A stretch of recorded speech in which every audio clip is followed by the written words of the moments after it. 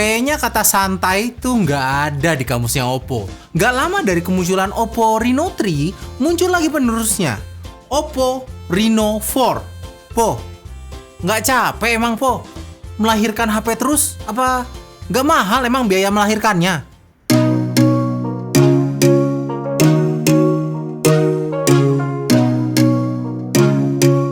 Yap, ini adalah Oppo Reno 4. Punya waktu launching cuma beda 3 bulan sama seri sebelumnya, tentu membuat saya bertanya-tanya, kok refresh produknya secepat itu? Cuman setelah pakai HP-nya selama beberapa hari, akhirnya saya ngerti. Mindset saya itu salah. Oppo Reno 4 itu hadir bukan untuk menggantikan Reno 3, tapi ngasih diferensiasi produk dengan harga yang kurang lebih sama. Nah, mungkin pertanyaannya bedanya di mana? Spek hampir mirip soalnya.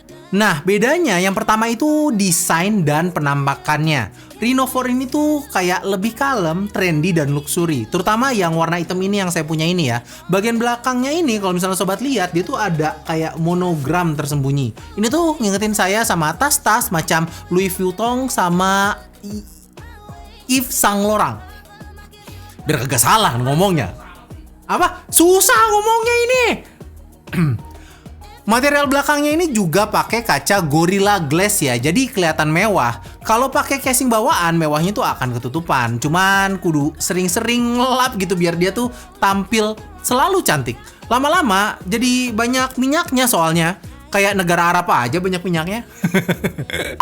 Bedanya lagi, Reno 4 dari pendahulunya adalah chipset yang dipakai. Sekarang tuh udah pakai Snapdragon 720G. Dipakai buat main game masih berasa enak. Game berat kayak PUBG atau CODM tuh jalan tanpa masalah. Tapi yang saya lebih suka itu adalah experience penggunaan sehari-harinya. Dia itu berasa gesit banget. Saya kira ini awalnya karena dia tuh pakai Snapdragon ya. Tapi setelah nyari tahu, ini ternyata ada andil dari ColorOS 7.2 yang baru. Karena fitur barunya tuh ada banyak banget. Nanti ini saya akan bikin video terpisah yang hanya akan bahas OS-nya aja.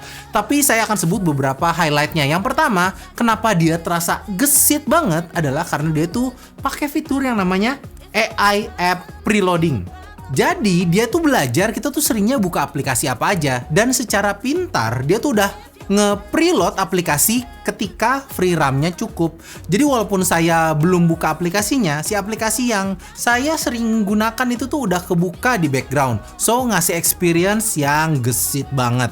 Terus ada lagi yang namanya anti-peeping atau anti-peeping ya, dilarang ngintip gitu ya. Jadi si kamera depannya ini bisa detect di belakang saya ada orang apa enggak karena punya Aeon Smart Sensor. Kalau ada notifikasi WhatsApp yang masuk itu nggak akan ditampilin semua.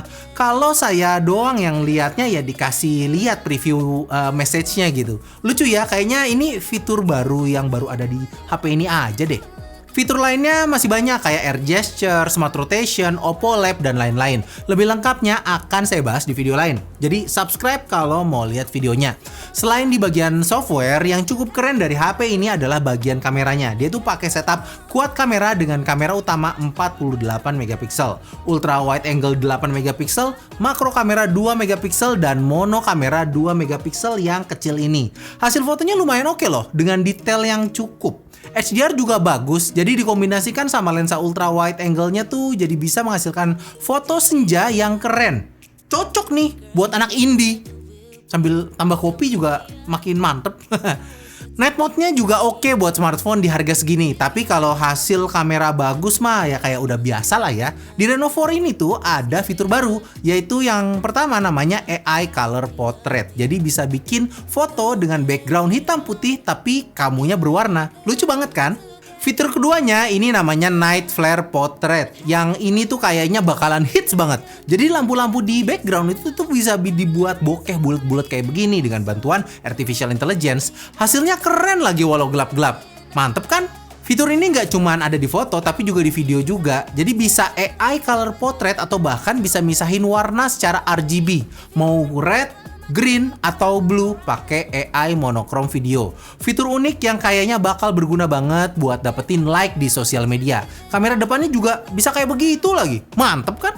Video slow-mo juga udah support sampai 960 fps. Hasilnya bisa sobat lihat sekarang. Perekaman video maksimalnya ada di resolusi 4K, hasilnya cukup baik dengan stabilisasi yang bagus khas seri Reno. Kalau hasil kamera depannya mah ya kagak usah ditanya lagi ya. Oppo mah udah jaminan oh ye kalau buat ngasih hasil selfie yang bagus. Kalau hasil selfie-nya nggak bagus kayaknya bukan HP Oppo. Kayak topi saya bundar gitu. Kalau tidak bundar bukan topi saya. Ini apaan sih? Buat harganya yang dibanderol 4.999.000, menurut saya ini HP yang cukup komplit lah. Spek oke, RAM 8GB, memori internal 128GB, layarnya juga udah pakai AMOLED yang ngasih reproduksi warna yang baik dan konsumsi baterai yang hemat. Baterai yang 4015 mAh saya pakai seharian juga masih kesisa sekitar 20%-an.